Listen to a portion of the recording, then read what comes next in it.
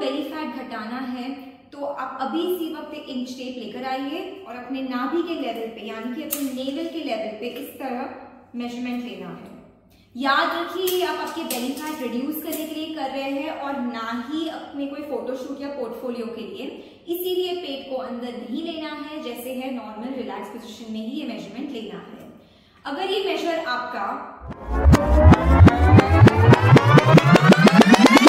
Fats सुनने पर हमारे दिमाग में सबसे पहले क्या आता है?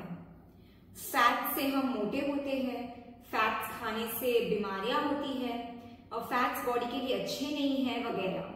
लेकिन ये पूरा सच नहीं है। इस वीडियो में मैं आपको बताने वाली हूँ कि फैट्स क्या होते हैं, फैट्स के टाइप्स क्या होते हैं, ये फैट्स जो हमारे बॉडी में एक्सेस हो जाता है तो उसे हम कैसे मेजर कर सकते हैं, 30 reasons for belly fat and lastly belly fat and overall fat loss के लिए हमें क्या करना चाहिए।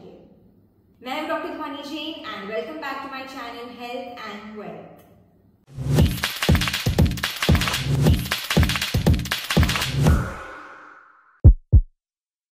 अगर आप मेरे चैनल पे नए हैं तो प्लीज प्लीज प्लीज मेरे चैनल को सब्सक्राइब कीजिए और मेरे मिशन में मेरा साथ दीजिए to make physiotherapy accessible to all for free.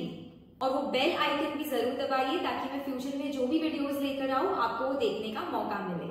तो आइए अब शुरू करते हैं।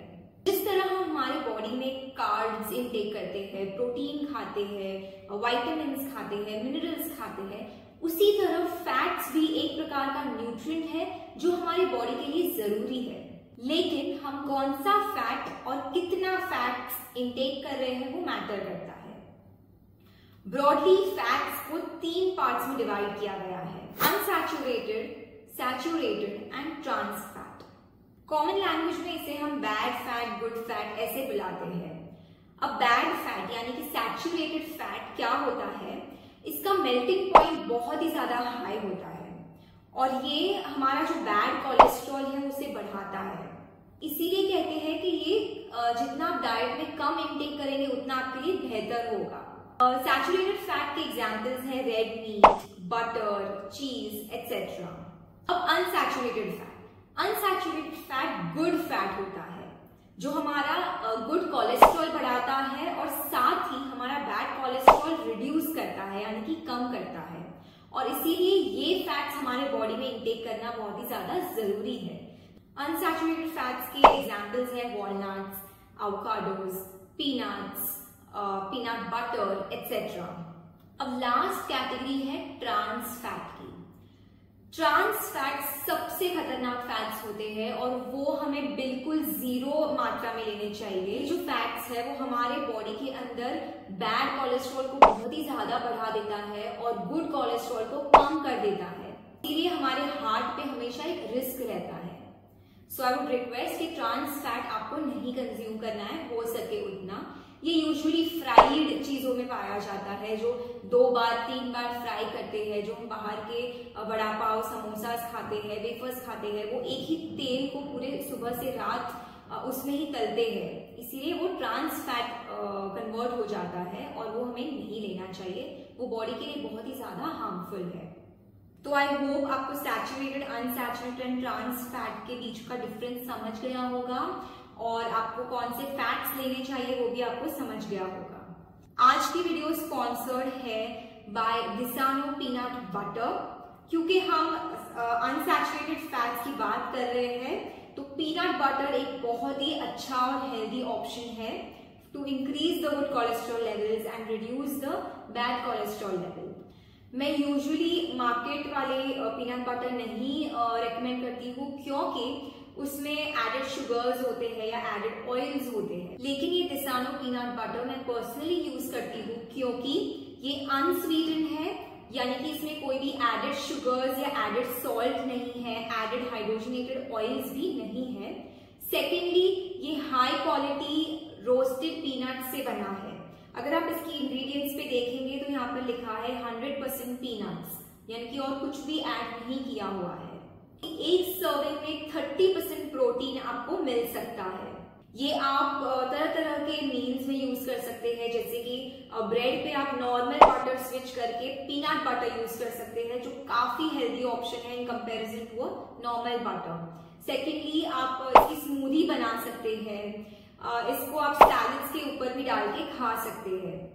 इसमें प्रोटीन तो है ही, उसके साथ साथ it is very rich in B3, B6, calcium, phosphorus and other vitamin. ये 100% वीगन है और इसमें 0 कोलेस्ट्रॉल है और 0 ट्रांस फैट है। अगर आपको ये प्रोडक्ट खरीदना है तो इसकी लिंक मैंने डिस्क्रिप्शन में दे दी है, आप वहां पे जाके इसे खरीद सकते हैं। अब हम आगे बढ़ते हैं। जब हम फैट्स कंज्यूम करते हैं और से फॉर एग्जांपल हम एक्सेस फैट्स कंज्यूम कर लेते हैं, तो वो हमारे बॉडी के अंदर हमारे ऑर्गन्स के आजू बाजू डिपॉजिट हो जाते हैं, जैसे कि स्प्लीन के आजू बाजू, लिवर के आजू बाजू, स्टमक के आजू बाजू, सब जगह वो एक लेयर बना देते हैं। And to measure the fat या मेजर द वेट, BMI तो है ही, लेकिन उससे भी बेटर अगर कोई मेजर है तो वो है वेस्ट सर्कमफरेंस।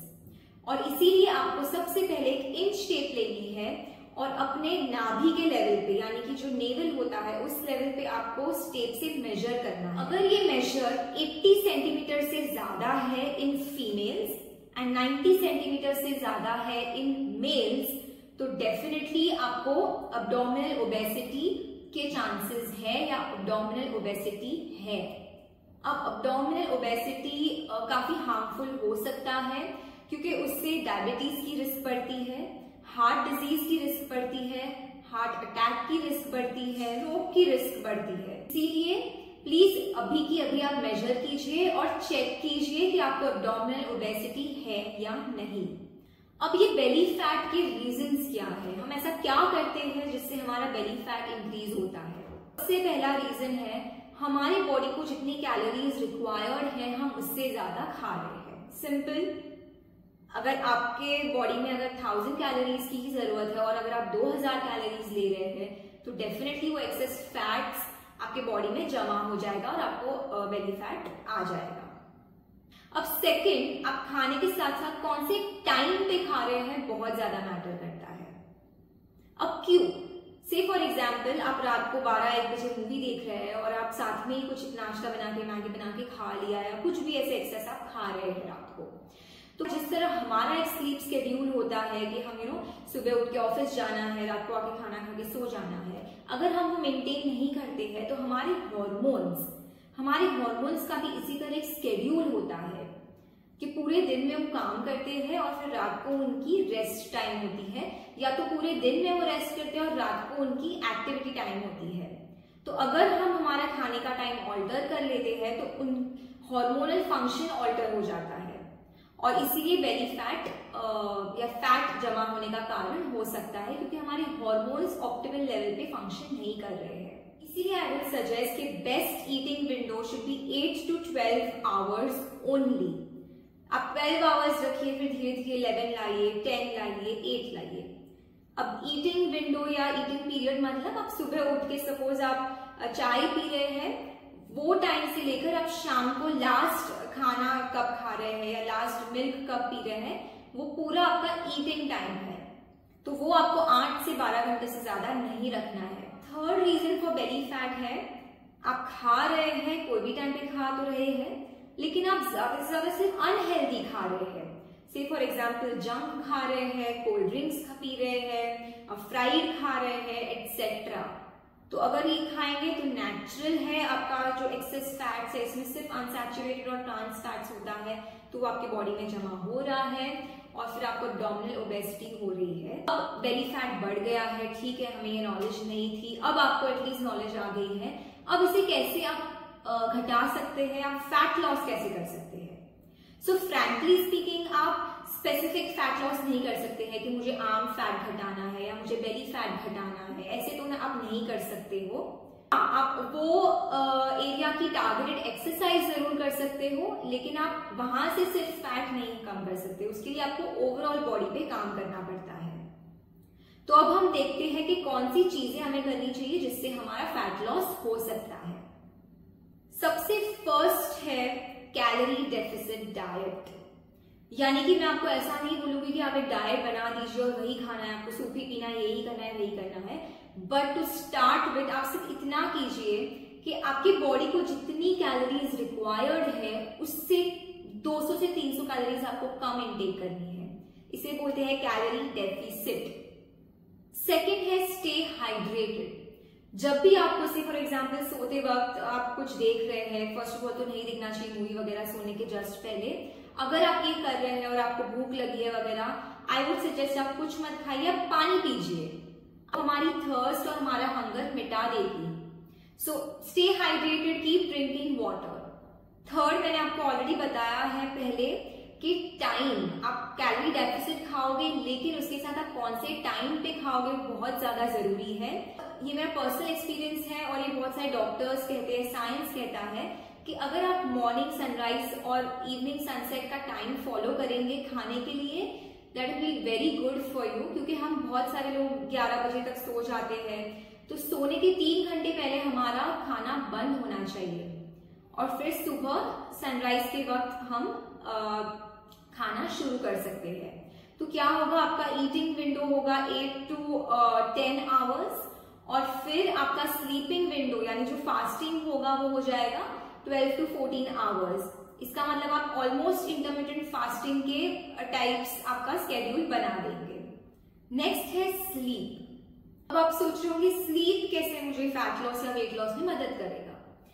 जी हाँ, हमारा जो नर्वस सिस्टम होता है यानी कि ब्रेन के अंदर हमारे न्यूरॉन्स होते हैं जो हमारे फैट सेल से कनेक्टेड होते हैं और हमारे फैट लॉस में इंपॉर्टेंट पार्ट प्ले करते हैं। इसलिए मेक श्योर आपकी sleep is up to the mark. Average 8 hours of sleep is important for each and every one. Last thing है exercise. As I always say मेरी हर video में, that some part of exercise should be there in your daily schedule. भले वो 30 minutes of brisk walking हो, भले वो 30 minutes of cycling हो, या एरोबिक्स हो, स्विमिंग हो, प्रॉपर जिम एक्सरसाइज हो, कुछ भी हो, प्लीज मेक श्योर आप एक्सरसाइज अपने रूटीन का एक पार्ट बना दें। सो आई होप आपको ये वीडियो पसंद आई हो। अगर आपको पसंद आई हो तो जरूर से लाइक कीजिए, कमेंट कीजिए, अपने दोस्तों के साथ शेयर कीजिए ताकि उन्हें भी ये नॉलेज पास हो। एंड जरूर मेरे चैनल को सब्सक्राइब कीजिए और मुझे सपोर्ट करते रहिए ताकि मैं और अच्छी वीडियोस लेकर आऊं आपके सामने। फ्यूचर में कोई भी टॉपिक्स पर आपको वीडियोस देखनी है तो जरूर मुझे कमेंट बॉक्स में कमेंट कीजिए and I will come back with one soon. Till then keep moving and stay fit.